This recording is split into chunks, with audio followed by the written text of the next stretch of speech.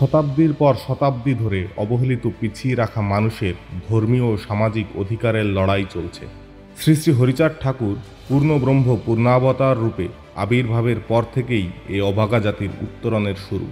পরবর্তীতে বাবা গুরুচাঁদ ঠাকুরের নেতৃত্বে শিক্ষা, সামাজিক অধিকার, নারী মুক্তি আন্দোলন থেকে চণ্ডালগালি মোচনের মধ্য দিয়ে অধিকার আদায়ের প্রারম্ভ ঘটে 1947 সাল।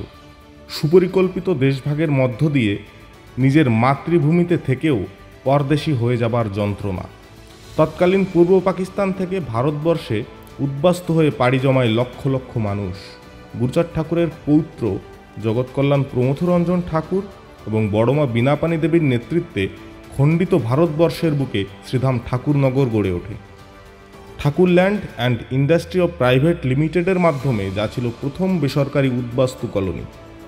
এখান থেকেই অল ইন্ডিয়া মতুয়া মহাসংঘের নেতৃত্বে উদ্বাস্তু আন্দোলন ও মতুয়া সমাজের পুনরায় অধিকার আদায়ের প্রচেষ্টা চলতে থাকে। আজকের ভারতবর্ষে বর্তমান সমাজ ব্যবস্থায় মতুয়া তথা সমগ্র পিছিয়ে পড়া সমাজের যে উত্থান, তার ইতিহাস অনেক দীর্ঘ, অনেক গভীর। সর্বপ্রথমে আমি প্রণাম জানাবো আমাদের মতুয়া সমাজের সাধু, গুরু, গোসাই, পাগল, দলপতি এবং আমার ভক্তিমতী মায়েদের।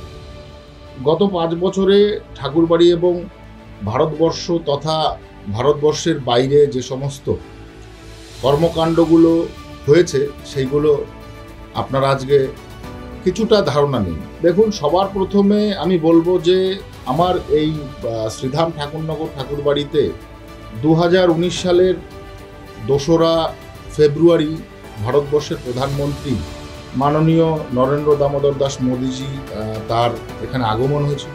যে আগমনের কারণে সারা বিশ্বব্যাপী মতুয়া যে ধর্ম এবং হিন্দু ধর্মের যে একটা আদর্শগত মত, একটা অস্পৃশ্য তথা পিছিয়ে পড়া সমাজকে তুলে ধরেছে এবং জাগরিত করেছেন তার এই বাণীর মাধ্যমে, সেই জায়গাটাকে সারা বিশ্বে পরিচিতি দেবার জন্যে আজকে ভারতবর্ষের প্রধানমন্ত্রী এখানে আগমন।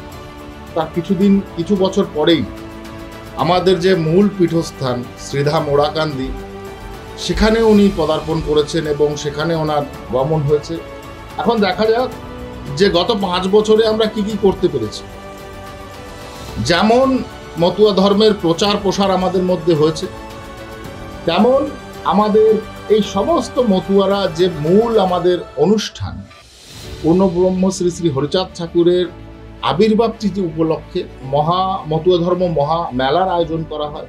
সেখানে আমরা ভক্তদেরকে 7 দিন প্রসাদ বিতরণ করি এবং সম্পূর্ণ বিনামূল্যে। আমরা মতুয়াদের যাতে শেল্টার দিতে পারি তাদের জন্য অ্যাকোমোডেশন তৈরি করেছি। আমরা তাদেরকে বিভিন্ন বিদ্যুৎ বাতির মাধ্যমে যাতে তাদের আসতে সমস্যা না হয় তার জন্য এক্সট্রা ফেসিলিটি দিয়ে থাকি। আমরা ভারতবর্ষের প্রত্যেকটা অঞ্চল থেকে, যেমন নর্থ ইন্ডিয়া থেকে বেঙ্গল, মধ্য ইন্ডিয়া তথা মহারাষ্ট্র থেকে ওয়েস্ট বেঙ্গল এবং দক্ষিণ ভারত কর্ণাটক থেকেও বেঙ্গলে উড়িষ্যার মাধ্যমে আমরা নিয়ে আসি।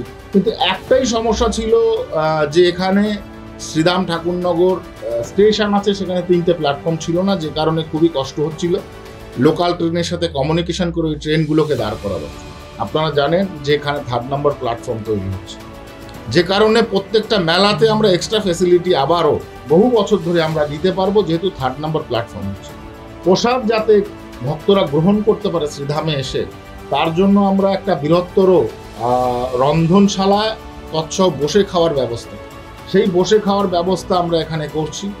আমরা চাইছি দূর দূরান্ত থেকে যারা আসছে তাদের জন্য আমরা অ্যাকোমোডেশন করতে পারি, নেতৃত্ব প্রধান যারা আছেন তাদের জন্য করতে পারি, কিন্তু যারা এই সাধারণ আমাদের ভক্তরা এদের জন্য যদি আমরা ব্যবস্থা করে দিতে পারি, আমরা অত্যন্ত খুশি হব যে অ্যাটলিস্ট একটা শেল্টারের জায়গা থাকবে তাদের রাতটুকু কাটানোর জন্য।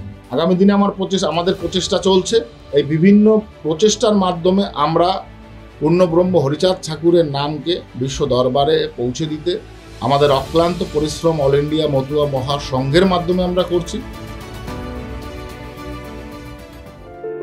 साथियों, ये मতুয়া धर्मियों महामेला मতুआ परंपरा को नमन करने का अवसर है। ये उन मूल्यों के प्रति आस्था व्यक्त करने का अवसर है जिनकी नींव श्री श्री हरिचंद ठाकुर जी ने रखी थी। और आज शांतनु जी के सहयोग से ये परंपरा इस समय और समृद्ध हो रही है।